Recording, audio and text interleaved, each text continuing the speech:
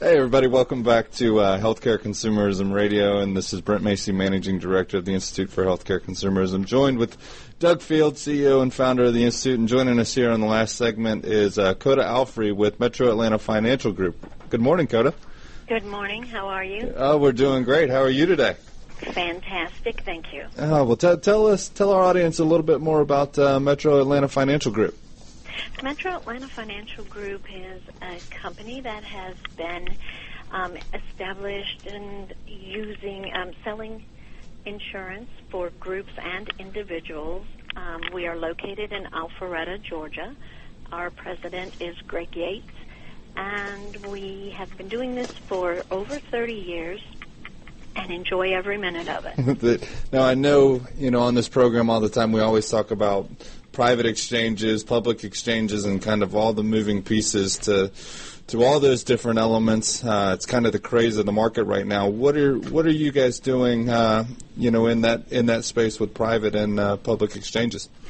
Well, what we have, first of all, I know, prior to you've had prior guests on your show, and they explain those exchanges. And what I'm going to do is talk a little bit about the preparation from the broker and consumer point. Mm-hmm. So, clarifying the exchange. An exchange, is basically one place where you can go and have all of the insurance products, be they individual or group, and they're easily accessible through the online marketplaces. Now, there's two different types of exchanges. You have the private exchange, you have a public exchange. And the private exchange is run by the industry. So Blue Cross has their own exchange, Cigna has their own exchange, and then the public exchange, of course, is run by the government, and it is the exchange that has the subsidized premiums. Now, you're actually working, so you can work with both of these exchanges? Yes, sir. We are certified to sell through healthcare.gov, which is the public exchange, and then, of course, with any and all of the other private exchanges. So looking at when the public exchange is rolled out, what did you guys analyze? What did you look at, as a way to get into that market and kind of serve your clients through the public exchange? Okay, well, what happened with that public exchange, as we all know, is it was disastrous initially. And so what it did is it exposed that lack of comprehension and the knowledge of the industry terminology, the plan designs, the drug formularies, networks, time frames, information that was needed for an application to be completed through that first public exchange. What we really had, we had people who, because the exchange had been communicated that it was similar to online shopping, they had this fear that there wouldn't be enough policies to go around, that they had to get it that first day. And I think that was continued across the United States, and then the website crashed because everybody thought they had to get it the first day. I think exposure to the technology and the comfortableness with using that technology, it wasn't there. There was no, people didn't realize how important it was to have all the information to complete an application. Even though it said on the website what you needed to have, it was kind of overlooked. And so I think we were ill prepared as a country for that. Okay, now from that time, there have been numerous companies developing websites, and they allow consumers to kind of practice enrolling without going so far as to submit an application. It gives familiarity then with the online questions and the information that they're going to need, and then how accurate, and it's very important that that information is accurate, and that allows them then to compare the plans. So at Metro Atlanta Financial Group, we have spent numerous hours educating our clients on what they're looking for when they're purchasing a health care plan. And also there has been more written content.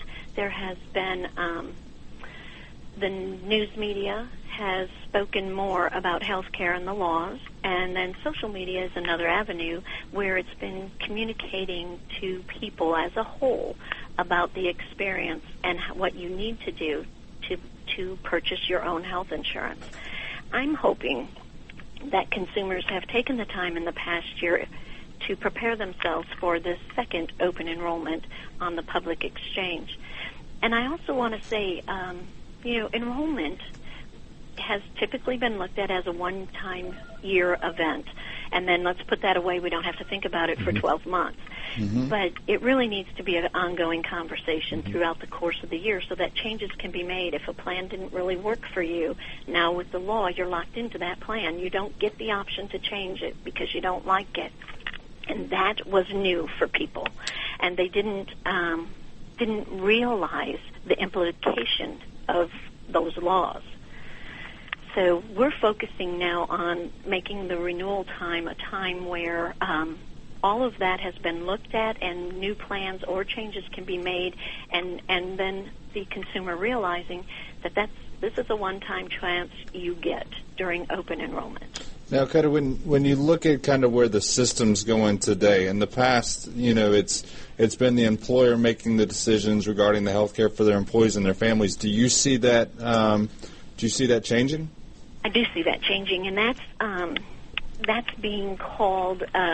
It was employer-driven. Now it's going to be employee-driven, and it's allowing with private exchanges and even the public exchange called SHOP is going to give the consumer more options. They're going to see different plan designs rather than the choice that was preset by their employer.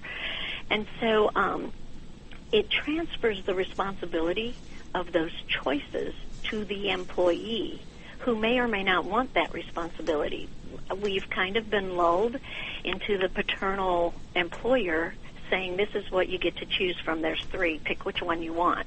Okay, well now that's changing and the people are getting that power to make those decisions that are personal for their families. And so it's taking employees from a passive consumer point to a very active in the choices of the process of picking health care plans.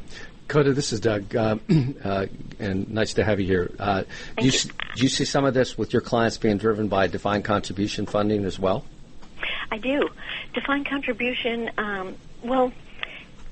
defined contribution really is something we're hearing the word defined contribution and we're wondering what is that and how comfortable are we with moving into that type of a platform in offering that to employees.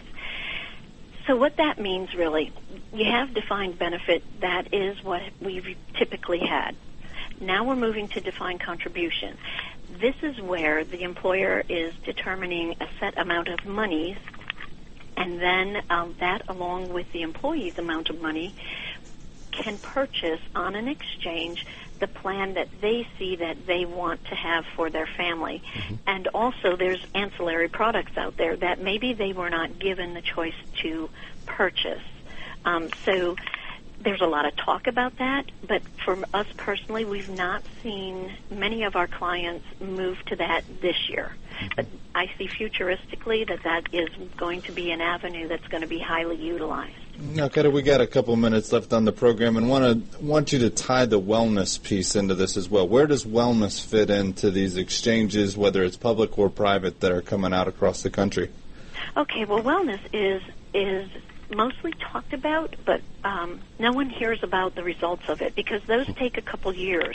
But it is a huge component, and our nation has to wrap their head around wellness and how important that is, that it's not just today, it's not just to get points to reach a certain level, it's the impact of wellness on our life for the future, because what we're doing today affects us for the next 20, 30, 40 years, health-wise.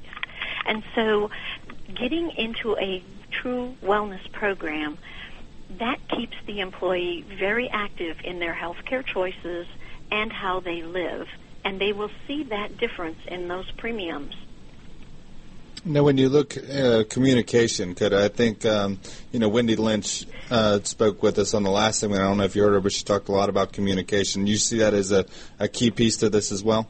Absolutely. It is communication. I went to the private exchange symposium that they had in Chicago in July, and that was one of the things. They had a panel of employers who had moved to the private exchange, and the point they brought home continually was, if we wish we would have had more time to communicate, educate, and then roll out the exchange. It was a little confusing, just like the public exchange was. So was it when you take a passive employee and make them be very active in the choices that they're giving. And so they need to be educated, and they need to understand the value of the product rather than look at it as, oh gosh, it's insurance. I hate dealing with insurance. You really need to find it. It's an asset to have that, and it's also a law. Well, Coda, we really appreciate you joining us on the program today. Let our audience know how they can find you. We are, our phone number is the easiest way, and that's 770-642-4599. We're Metro Atlanta Financial Group. Coda, thank you so much. Have a great, beautiful weekend here in Atlanta, and we really appreciate you joining us on the program. To everybody else, we will talk to you next week on Healthcare Consumerism Radio. Thank you.